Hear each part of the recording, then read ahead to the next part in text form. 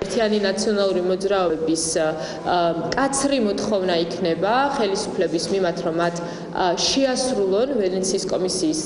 დასკვნაში მითითებული ყველა მოთხოვნა და ძალიან მწუხვან, რომ უკვე ბოლო 2 დღის განმავლობაში ჩვენ როგორც იუსტიციის მინისტრის, ასევე მისი მოადგილის და ხელისუფლების წარმომადგენლების მხრიდან არაერთხელ მოვისმინეთ განცხადებები, რომ ისინი არაპირებენ ამ დასკვნის შესრულებას, ეს იქნება სავალალო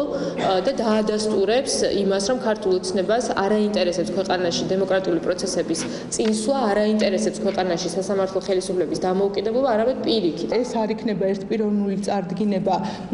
უზენაესი სასამართლოს თავმჯდომარისათვის, თუ ვინ უნდა იყვნენ მოსამართლეების ნაწილში, ვინ უნდა იყვნენ დანიშნულები და ეს ამას აირჩევს მოსამართლეთა კონფერენცია, რომელიც თვითმმართველობის ორგანოა მოსამართლეთა და იქ ნებისმიერ ადამიანს, არა მხოლოდ უზენაესი სასამართლოს თავმჯდომარეს ექნება წარდგენის უფლება მოსამართლეების და პარლამენტი აირჩევს არა ex officio და არა პარლამენტის წევრებს, როგორც დღეს არის, არამედ აირჩევს სამეცნიერო წრეებიდან და ადვოკატებიდან